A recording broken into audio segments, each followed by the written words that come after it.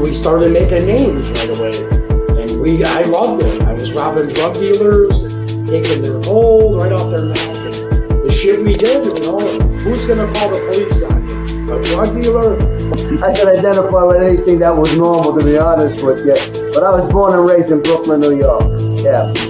99% of the time, you're going to disagree. Just like the Donnie Brasco situation with Lefty. Yeah, because the reason why, they figure it this way. You brought this guy around, he ratted on everybody, now he ratted on you. You might turn around and join him and rat on us, so we get rid of you. There's no connection between there and there, and they get rid of you.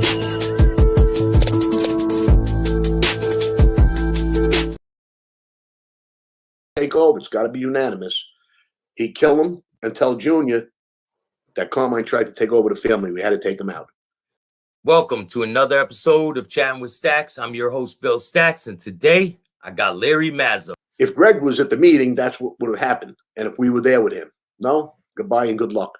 But, some of the guys that were at the meeting were weaker, and not, Carmine for one, and not I don't know about Richie Fuss. I don't want to call Richie Fusco weak. He was a man's man throughout the whole thing, but I don't think he got up. But Teddy Persico, for sure, he always brought back bad messages, and they didn't get up and walk out. So they entertained the conversation, and it just made things worse. They should have got up and walked out. Yeah. So Carmine Sessa, he's on your side? He was on our side, yeah. He was on the pit. Here's what happens. When a guy gets made, he has to be put under a captain. And typically a crew like ours, like Greg Scarpa had, Greg Sr., we were powerful. The more good fellas Greg had under him, the boss would always worry. So they would take him away and put him somewhere else. Yeah. When Carmine Sessa got straightened out, they put him with Vic Arena, who was a captain at the time.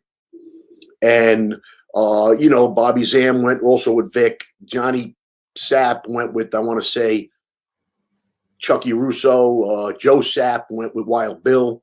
They put him under these different guys to keep it equal. Yeah. And Carmine wound up with Vic Arena. So was Carmine, how was he as a person? Was he was he unhinged, or was he like a calm guy? Carmine was a very what's the opposite of personable? I don't know if unpersonable is a word, but he had had no personality. Like most of us guys had a sense of humor. Most of the guys could, like to talk, and he didn't mingle. He didn't talk. He was quiet, reserved. There's a word, retro something or retro something is. I wish I could think of it.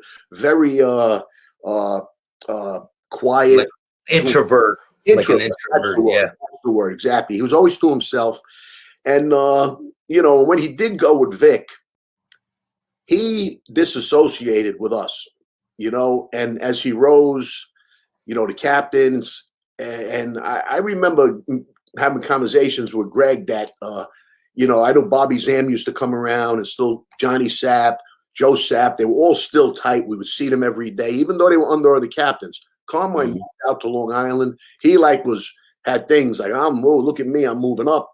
And I was always taught to not wave two flags, and from Greg.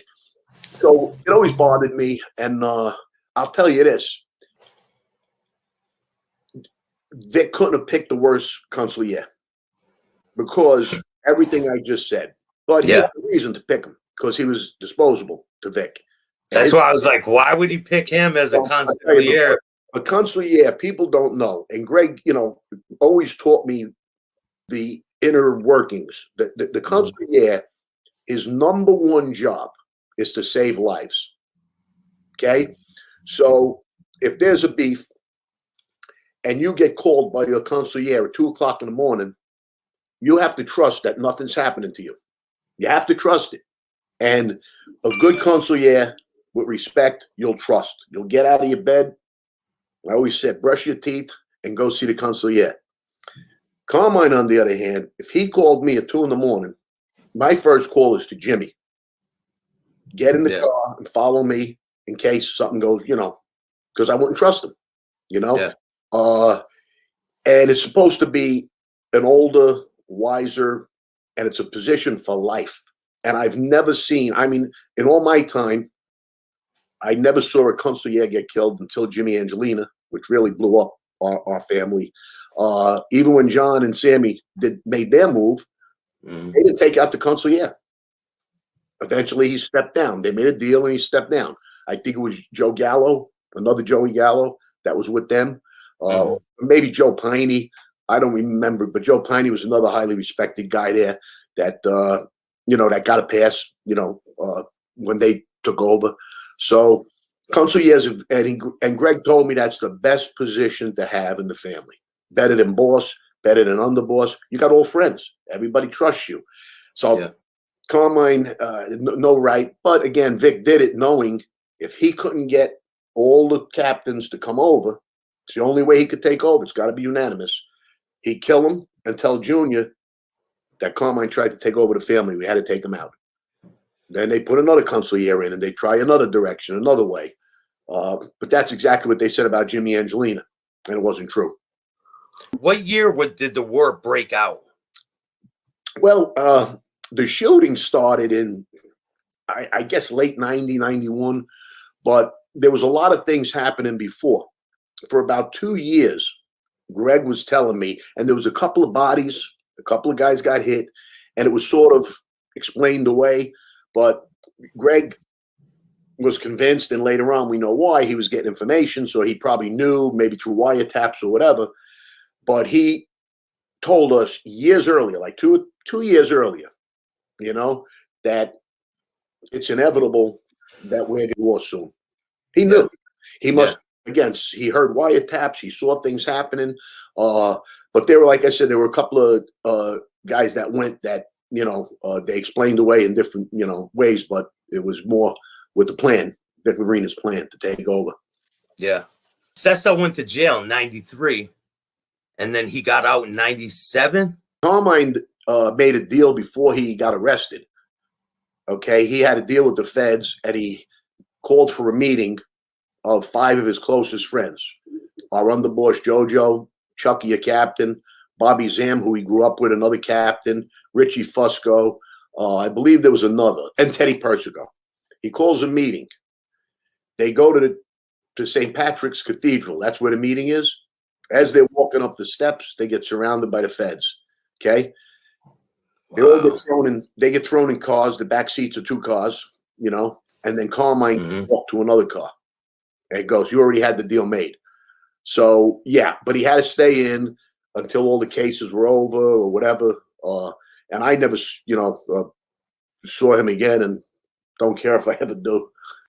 Yeah. Yeah. So when he got out of jail, you were still in the streets, right? He got out of jail in 97. I went in at 92. I didn't get out until 2002. Oh, okay. Give or take with a few months off. Yeah. I talked to a lot of people, so the times get a little mixed. Yeah. I don't know exact date. I'm not real good with that. Like I said, even in my book, I'm not a historian. I tell it how I remember it. I may, I'm loose on that. If I was writing a history book, I'd go research newspapers and stuff, but I told my story from my head, from my heart, Yeah. But, so I went in, in 92, I was gone, and he came in a little later because I think they let him stay out for a while on bail, and then he had to come in and do some time. Anyone from the other faction ever try to call you and say, hey, Larry, come over to our side. Just come with us. Forget about them guys. They did, and then one almost, won the biggest hit of the war, Nikki Black, didn't ask. He threatened me through my Uncle Albie that if I don't come over to the other side, he's going to kill me. So, the plan there was me and Jimmy were Greg's closest. The 3 of us together were inseparable. We know we'd never turn on each other. And if he could have broke us up and got me and Jimmy to come over, that would have left Greg with people, less trustworthy. Yeah. And he knew that. It's part of all that scheming and treachery and outmaneuvering. So we were doing the same thing. We didn't even care about getting Wild Bill. We wanted to get his men, because if we would get the men, it would break the foundation. He had a lot of good ballsy guys around him. You know, Yeah. Billy's hiding out somewhere. Not that he wasn't a ballsy guy, but he's hiding out. He's a big shot. Vic Arena's hiding out. So you got to get their men. They were going to do the same thing. But Greg wasn't hiding out. So they would have got us all together.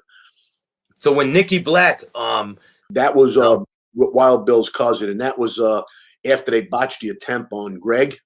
Mhm. We knew he was one of the crash cars on the scene, so he was certainly on our list among others around Billy, and we just happened to run into him on our daily runs around, and it's funny, Jimmy took a different route that day coming back to my pool room, and if he would have followed our secondary car, he would have went another way, but he took a side street, and of course we spot the big black Lincoln, and we're looking and we see him hanging his Christmas lights, so we shot back around the block.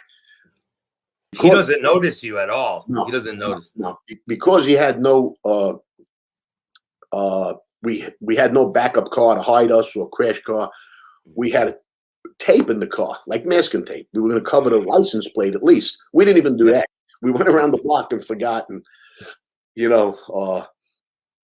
I think it was a tough one. I mean, when people read it, there was Christmas music playing. He was hanging a wreath, but it's stuff that you see in movies, but it was real life. Where do you guys get the guns when you guys are out going to look for these people? Where do you get the guns? You got people? Basically, we didn't have a lot of good weapons. We had all old revolvers. Little by little, we started getting more because one of Greg's sons was hooked up with a motorcycle gang out of Jersey. Mm-hmm. And we got some weapons from them, a little bit more advanced, like Tech 9. Tech 9 and Mac 10s and stuff. And I would have ever knew those things. But then we also got a riot control shotgun that was right out of Lakewood police car out of Jersey. So that became my personal weapon during the war. So So that's the one that you got Nikki Black with? Yeah. When you guys are getting ready to get Nikki Black, was it all planned? Well, he was our number one target at that point, but to find him, we didn't see him for months and months, for like 3-4 months of the war. We passed his club every day. Sometimes we'd see some, associates or underlings, whatever you want to call them. Sometimes we'd see somebody that was a bit of a target. But earlier on, that's where he shot Funzie and his, Nikki's nephew, Joe T. But we hit a guy that was around the Shins family by mistake, and he died.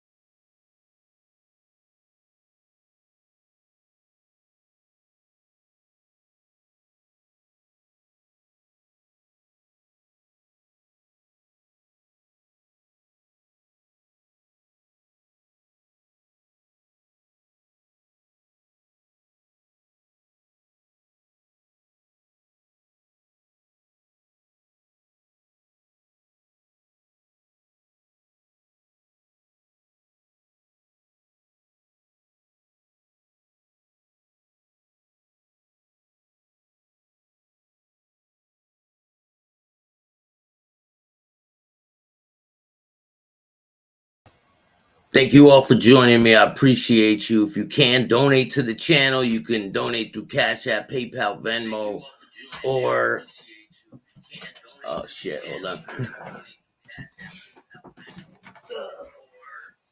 Hope everyone's having a great day, and I will be back on later. I got some things to do right now, but I'll be back on later. I hope you guys like this episode.